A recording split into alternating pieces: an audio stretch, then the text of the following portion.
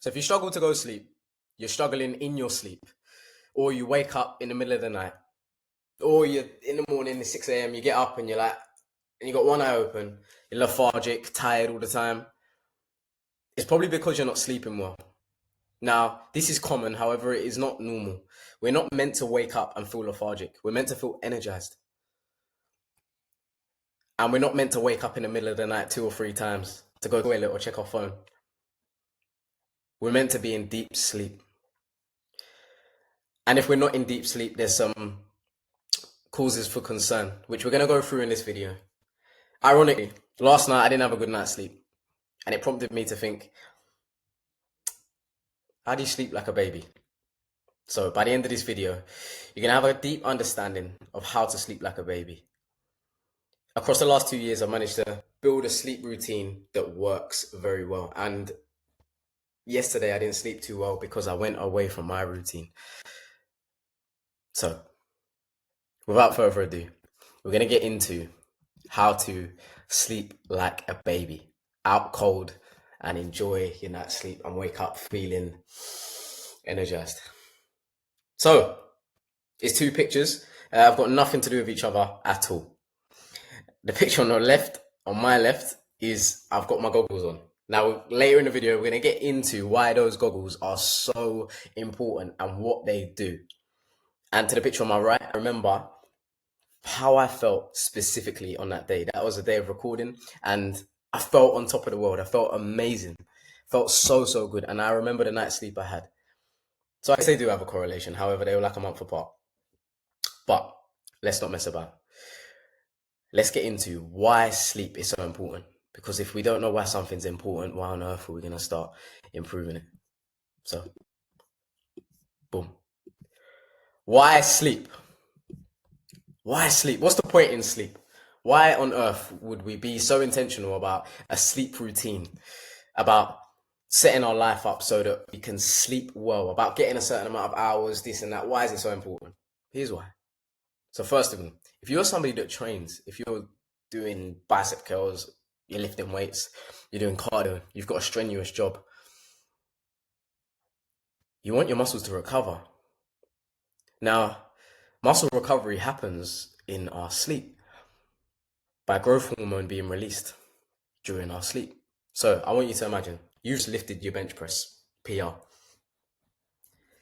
That night, you've torn all your muscles in your chest, great, they got to repair. But that night, you've woken up 4 times, you're scrolling your phone, you've had about 4 hours sleep.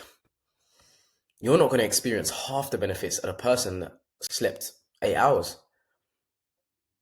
Now, it's no more effort, but a lot more results. Now, growth, what's that? Growth hormone gets released during your sleep, which replenishes your muscles. Next one is your sleep, especially your deep sleep, is going to regulate your hormones. Now, I've put here your ghrelin, your leptin, and your cortisol. I'm going to simplify this as much as we can. Ghrelin and leptin are your hunger hormones, which means you see that feeling that you get, it goes like, ding, I'm hungry. That's because ghrelin and leptin have been released, and your brain is obviously reacting to that. Now, if these are not regulated and our ghrelin and our leptin levels are extremely high, well, then we'll be hungry when we're not actually hungry. And that might lead us to eating more. That might lead us to being out of shape. That might lead up, yeah? So there's a domino effect, and sleep is the foundation, it's the first domino to the rest maybe falling over or staying up. And that last one, cortisol. Cortisol is our stress hormone. You might find sometimes that you get stressed really easy. Just anything, just small things just tick you off and you're like, and you're all agitated. It's because your cortisol is out of whack, it's out of balance. Now, during our sleep, our cortisol levels are regulated and set back to where they're meant to be if we're in a deep sleep. You'll notice that if you've ever had like 4 hours sleep, you'll notice that anything can annoy you that day. And there's a reason for it. It's because your cortisol levels are out of whack. And then the next one is supports fat loss, similar to the last one we just mentioned. But sleep regulates your metabolism. Your metabolism is I mean, is operating. Our bodies don't stop operating during the night. In fact, they go into, I mean, the mode for recovery. They go into the mode of resetting, replenishing for every system that our body has. And our metabolism is a system of the body. It's regulating while you're sleeping, resetting almost for the next day. Our insulin sensitivity. Now, I'm realizing as I speak, we're getting a bit sciencey and we don't want to go scientific. We just want to break it down to practicality. Insulin sensitivity is simply the best way to look at it is how much do you fancy a Snickers bar? I've said a Snickers bar right now. If you've gone where and started looking around, your insulin sensitivity is probably a little bit out of whack as well. If you've gone, ooh, that sounds all right. I'm even thinking about a Snickers bar right now and I'd love it. However, I haven't gone and run into the kitchen and grabbed one. That's because my insulin sensitivity is, I think, at a decent place. Probably not amazing, but it's at a decent place. And then last but not least, plus a bunch of other stuff. Now, there's loads of stuff sleep helps with, and we could be here for hours, but we want to get to the point. The main points. Next. All right. So, the business. How to sleep like a baby. How to get a perfect night's sleep. A Zen night's sleep with no interruptions. Where you wake up and you feel on top of the world. You don't wake up in the middle of the night. You don't wake up with a headache. But you wake up with Zen. Coffee break. So first of all, you might have seen at the start, I had these orange looking goggles. Here they are. These are called blue light blockers. Now, again, I promise we're going to be sharp on the science and brief. Blue light is basically the light that our screens emit. So when I go like that, it's the light that's coming from our screens. It's the light that's coming from this laptop. It's the light that might be coming from a bulb. It's the light that is not the sun, basically. The light that is not the sun is artificial and is blue light. Now, why is it important?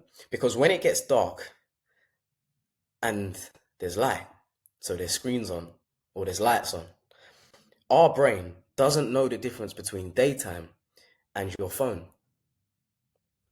If that's making sense. So when your phone's on, before you're about to go to bed, it's sending mixed signals, and your brain's like, is it? I thought it was daytime. Are we meant to stay awake? Are we meant to go to sleep? Like, what's happening? And it's conflicting, and that confliction is going to stop you going to sleep as quick as possible. It's going to delay your deep sleep by maybe an hour, 30 minutes to an hour, which can be massive when it comes to replenishing, all that stuff that we said at the start. So the solution, get yourself some orange goggles, blue light blockers, chuck them on, and Bob's your uncle.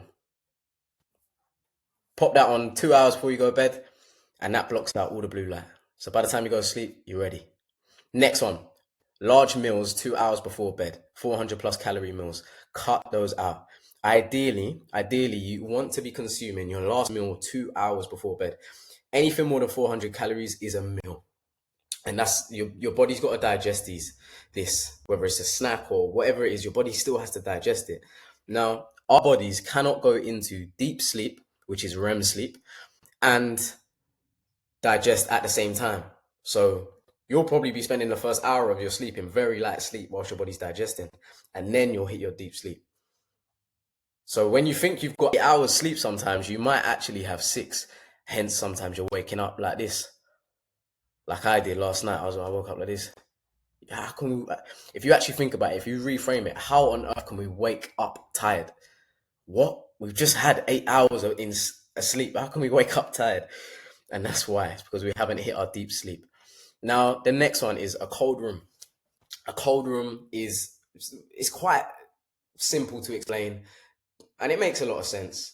When you're warm and you're sweaty, you're a bit agitated and you're a bit like, and you're moving a lot, especially in the summer. It's hot right now. And this can mess up your body's internal temperature regulation when it's hot outside. Now, the colder the room, the better the internal body heat regulates. By extension, I don't know why I said regulates like that, but by extension, the easier it is for your body to fall asleep because everything seems normal within. Ideally, 16 to 19 degrees if possible. I know it's hot right now in the UK if you're from the UK. If not, get a fan, chuck it on, and yeah, you should be able to go to sleep pronto. And then the last one, coffee break. And the last one, consistent bedtime. Now, this, I can't stress how important this is. Again, we have to understand our brain, and this took me years to understand. Our brain is a structured system that likes rhythm and it likes structure. So when we're messing with the structure, it's messing with our senses, and our brain's thinking, what's going on?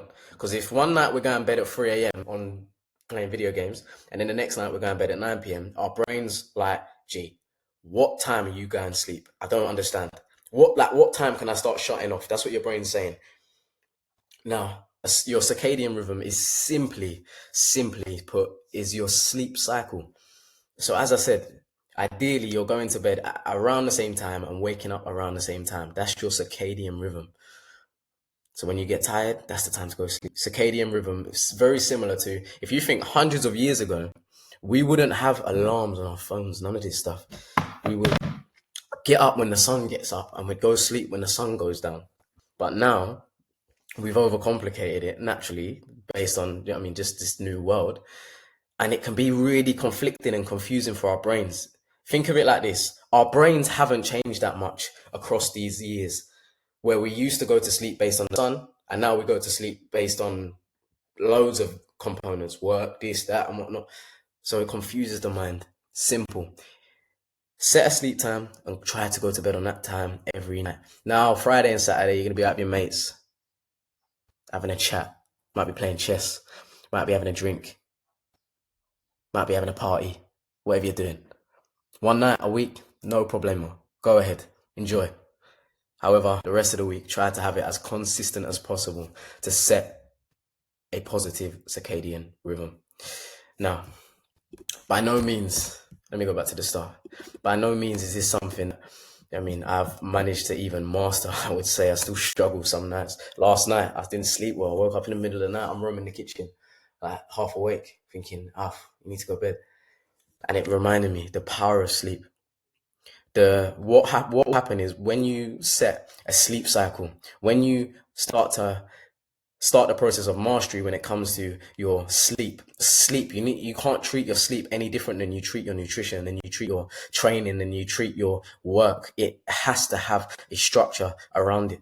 It must be treated with care, because ultimately your sleep is the foundation to the quality of your output. If you're somebody that's going on calls, if you're somebody that's got meetings, if you're somebody that's a creative and you're creating things, it's going to reflect the quality of your sleep. If you're not sleeping well, you're not going to create well. If you're not sleeping well, you're not going to articulate yourself well on camera or on a call. If you've got a business deal, if you're trying to create a project, how are you going to create that to the maximum? And I really started to think about this. And all we need to do is go to bed an hour earlier. That's it. Or wear orange goggles. But yeah, that's been it. I hope that tonight you sleep like a baby and your mood does that. Look, my little graph goes like that. Amazing. I don't know why it's doing that. But yeah, anyways, love for the love. I hope this helps, and love.